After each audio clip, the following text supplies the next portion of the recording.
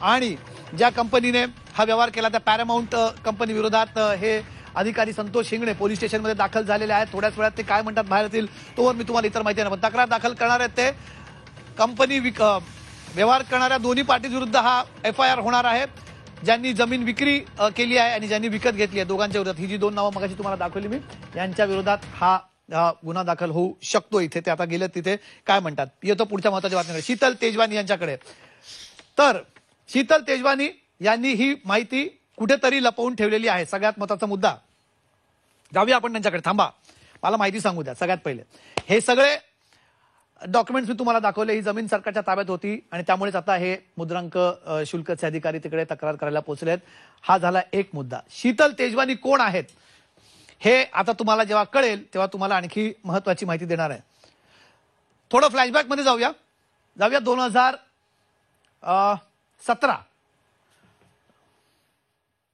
2017 सालची ही तुम्हाला मी एक बातमी सांगणार आहे। ही बातमी आहे पुण्यातलीच। पुण्यामध्ये एक घोटाळा झाला होता, तुमच्या कानावरही तो आला असेल किंवा तुमच्या कानावर अलगदचा पडला असेल। हा घोटाळा झाला होता, याच्याबद्दल 2021 मध्ये गुन्हा दाखल झाला होता या संपूर्ण घोटाळ्या संदर्भात। कोणाकडे तुम्हाला सांगणार आहे, कारण हा घोटाळा आहे सेवा बँक घोटाळा। पुणेकरांनी कदाचित ऐकलं असेल, अनेकांचे पैसे त्या सेवा बँकेत अडकलेले असतील आणि या सेवा बँक घोटाळ्याची चौकशी कोण करत होतं तर खुद्द ईडी। मधल्या काळात आपण महाराष्ट्रात अनेक ईडीच्या कारवाई होताना बघितल्या, तर त्यातलीच ही एक कारवाई होती। सेवा विकास बँक यांनी हा घोटाळा होता ज्याचा तपास अजूनही सक्त वसुली संचालनालय अर्थात एन्फोर्समेंट डायरेक्टरेट अर्थात ईडी, ज्याला महाराष्ट्रात ओळखलं जातं ईडी, याचा तपास करत आहे।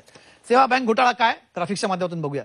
सगळ्यात पहिले सेवा बँक घोटाळा काय, सगळ्यात पहिले काय सेवा बँक घोटाळा। सेवा विकास बँकेचे माजी चेअरमन अमर मूलचंदानी 2016 मध्ये, ते राजकीय व्यक्ती आहेत, हे 2016 मध्ये काँग्रेसमधून भाजपमध्ये आले होते।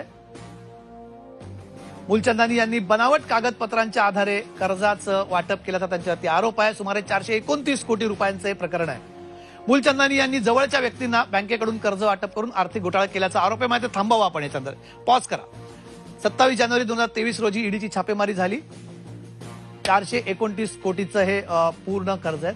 आपल्या ओळखीच्या लोकांना ज्यांच्याकडे कर्ज भरण्याची किंवा त्याची पडताळणी न करता 429 कोटीचं हे कर्ज वाटप करण्यात आलं होतं या बँकेच्या माध्यमातून। 27 जानेवारी 2000 रोजी ईडीची छापेमारी झाली होती। हे सगळं प्रकरण आहे। तत्कालीन सहकार आयुक्त राजेश जाधवर यांनी 2020 मध्ये जेव्हा ऑडिट केलं होतं बँकेचं, तेव्हा हा सगळा धक्कादायक याच्यातनं काही बाबी समोर आल्या होत्या। पुन्हा जाऊया ग्राफिक्सकडे। सेवा बँक घोटाळ्याचं प्रकरण, या प्रकरणात 27 जानेवारी 2023 रोजी ईडीनं छापेमारी केली होती। या प्रकरणात मूलचंदानी यांना अटक झाली होती, नंतर त्यांना जामीन मिळाला त्याच्यामध्ये। अजूनही ही संपूर्ण केसची सुनावणी आणि चौकशी ईडी मार्फत चालू आहे। गुन्ह्यात अमर मूलचंदानी, अशोक मूलचंदानी, मनोहर मूलचंदानी, दया मूलचंदानी, साधना मूलचंदानी हे आरोपी आहेत। आणि सोबतच आता एक पुढचं नाव मी तुम्हाला सांगणार आहे, ते कुठलं नाव आहे, सागर सूर्यवंशी आणि सागर मूलचंदानी यांना या केसमध्ये अटक झाली होती। सागर सूर्यवंशी हे नाव पहा, या केसमध्ये अटक झालेले आहेत सागर सूर्यवंशी। यांच्यावरती आरोप काय होता तर आपल्या पत्नीच्या नावे काही लोन्स त्यांनी घेतले होते आणि या लोन्सच्या माध्यमातून त्यांनी गाड्या घेण्यासाठी आपल्या पत्नीला लोन्स दिले होते। सुमारे 10 कोटी, 8 ते 10 कोटीचं हे कर्ज त्यांच्या बायकोकडे दिल्याचं सागर सूर्यवंशी यांच्यावरती आरोप केला होता पत्नीच्या नावे। आणि त्यांच्या पत्नीचं नाव काय आहे, त्यांच्या पत्नीचं नाव आहे शीतल तेजवानी। त्यांच्या पत्नीचं नाव आहे शीतल तेजवानी। हा सगळा सेवा बँक जो घोटाळा आहे, त्या सेवा बँक घोटाळ्यातले एक आरोपी होते जे सध्या बेलवरती आहेत। आणि प्रोसिड्स ऑफ क्राईम ईडीमध्ये, लक्षात घ्या, ईडीमध्ये प्रोसिड्स ऑफ क्राईम म्हणजे त्या घोटाळ्यातनं आलेला पैसा कोणाकडे गेला आहे हे कळणं ज्याच्यासाठी महत्वाचं असतं, ज्याच्यावरती गुन्हा दाखल करण्यासाठी सगळ्यात महत्वाची एक बाब आहे। त्याच्यातले सागर सूर्यवंशी आहेत आणि सागर सूर्यवंशी यांच्या पत्नी कोण आहेत, शीतल तेजवानी, ज्यांनी ही जमीन विकलेली आहे, ज्यांच्याकडे पॉवर ऑफ अटर्नी आहे। त्या शीतल तेजवानी ज्यांच्याकडनं पार्थ पवार आणि दिग्विजय पाटील यांच्या अमेडिया इन्फ्रास्ट्रक्चर किंवा अमेडिया होल्डिंग्स कंपनीने ही जमीन घेतलेली आहे। त्या शीतल तेजवानी यांचे पती ईडीच्या रडारखाली आहेत, त्यांना नुकताच जामीन देखील मिळालेला आहे। आता सगळ्यात महत्त्वाचा प्रश्न बघा, कशा गोष्टी जोडल्या जातात इथे आणि हे खूप जाणून घेणं महाराष्ट्राला महत्त्वाचं आहे। दुपारी आम्ही एक गोष्ट म्हणत होतो की आता पोलीस स्टेशनला गुन्हा दाखल होऊ शकतो, ते तिथे पोहोचलेले आहेत. गुन्हा दाखल होणं का गरजेचं असतं एखाद्या गोष्टीसाठी? याच्यात ईडीची एंट्री होऊ शकते का? तर निश्चितच होऊ शकते. असा एक कयास आता लावला जाऊ शकतो. का? 10 कोटीच्या वरचा व्यवहार आहे, त्याच्यामध्ये पोलीस केस नव्हती, कारण ईडी स्वतः कधी पोलीस केस दाखल करत नाही. ईडी कुठल्याही चालू असलेल्या तपासाला टेक ओव्हर करते, म्हणजे ज्याच्याबद्दल ऑलरेडी रजिस्टर्ड आहे गुन्हा, तो गुन्हा ईडी टेक ओव्हर करते, ती केस टेक ओव्हर करते आणि ईडी एफआयआर करत नाही, ईडी ESIR करते.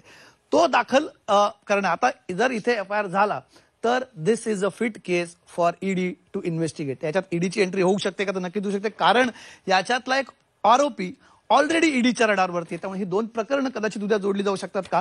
कदाचित ही शक्यता आहे. कायदे मंडळी, कायद्याची तज्ज्ञ याच्यात कदाचित अधिक खुलासा करू शकतील याच्यामध्ये. पण ही आहे सगळ्यात महत्वाची बाब जी मी तुम्हाला सांगतोय की या सगळ्या सागर आणि शीतल यांची कर्ज प्रकरण कशा प्रकारे, बघा, हा घोटाळ्याचा पैसा कसा तिकडे टर्न झाला हे मी तुम्हाला दाखवणार आहे. सेवा बँक घोटाळा मगाशी तुम्हाला सांगितलं काय, माझ्या मागे बघा. सागर सूर्यवंशीनं रेणुका लॉन्चच्या नावे 2 वेगवेगळी वाहन कर्ज घेतली गाड्यांसाठीची. पुढचं ग्राफिक्स दाखवूया. 1,16,00,000 हे त्या कर्जाची रक्कम आहे. पुढच्या कर्जाची रक्कम आहे 2,24,00,000. ही वाहन कर्ज त्यांनी घेतलीत. ही शीतल तेजवानीने 2 कारसाठी घेतली. कदाचित खूप हाय एंड किंवा मोठ्या गाड्या असतील या, ज्याच्यासाठी त्यांनी ही वाहन कर्ज घेतली होती. पुन्हा 4,80,00,000 याचं कर्ज घेतलं. सागर सूर्यवंशीनं सागर लॉन्चच्या नावे 16,48,00,000 कॅश क्रेडिटनं तिथे कर्ज घेतलं होतं आणि या बँकेकडे परतफेड करण्याची क्षमता आहे की नाही या सगळ्या बाबी न तपासता हे सगळे कर्ज देण्यात आले होते आणि त्यामुळेच हे ईडीच्या रडारखाली आलं आणि त्यामुळे ईडी याची चौकशी करताय. आहे पुढे अजून ग्राफिक्स. शीतल तेजवानीनं आणखी एक कर्ज 10 कोटींच्या वर नेलं. हे वारंवार सेवा बँक घोटाळ्यातले हे सगळे प्रोसिड्स ऑफ ज्याला पुढे आणलं गेलं प्रोसिजर्स काय, अर्थात त्याच्याशी थेट संबंध नाही असंही जेव्हा त्यांना बेल मिळाला तेव्हा सांगितलं कोर्टाने. हे मला इथे आवर्जून नमूद करायचं आहे की जेव्हा त्यांना बेल मिळाला तेव्हा थेट त्याच्याशी संबंध आहे की नाही याच्यावर त्यांना डाऊटफुल असल्यामुळे त्यांना कर्ज दिलं. पण शीतलच्या पॅरामाउंट इन्फ्रा कंपनीवर 5,95,00,000 कर्ज आहे. पॅरामाउंट इन्फ्रास्ट्रक्चर कुठली कंपनी आहे?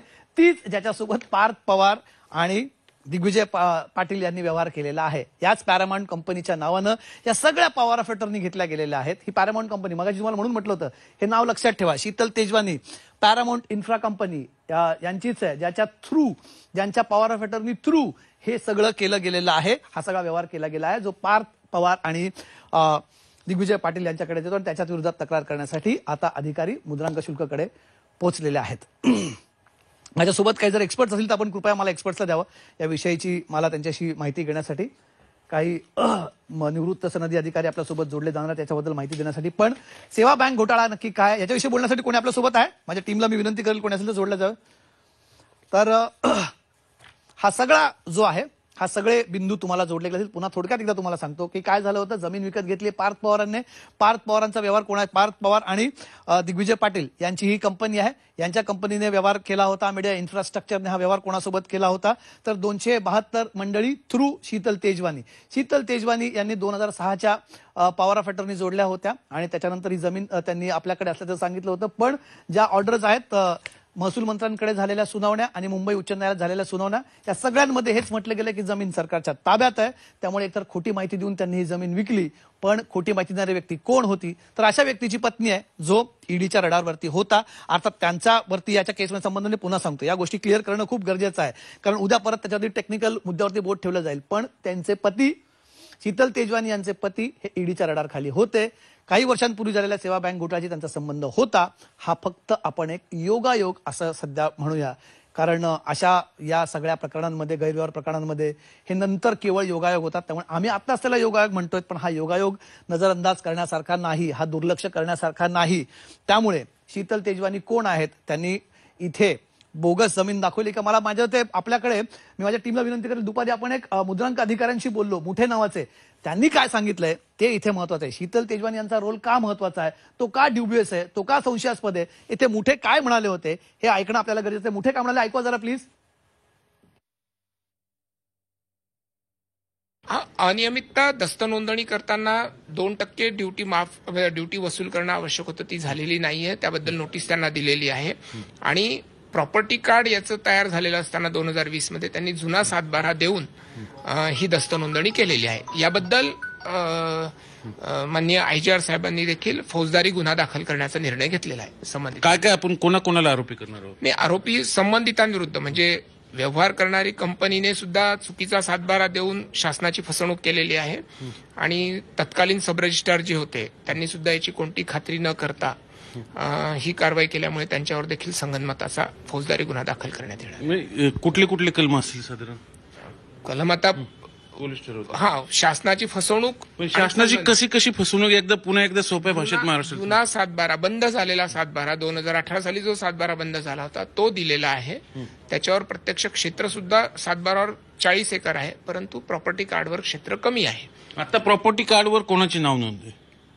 प्रॉपर्टी कार्डावर मूळ मालकांचीच नाव आहेत, गायकवाड वगैरे कोणी, आणि याची नोंद झालेली नाही. या जो व्यवहार झाला 25 मध्ये मे 2025 मध्ये याची कोणतीही नोंद किंवा याचा अंमलबजावणी प्रॉपर्टी कार्डावर किंवा 7/12वर झालेली नाही.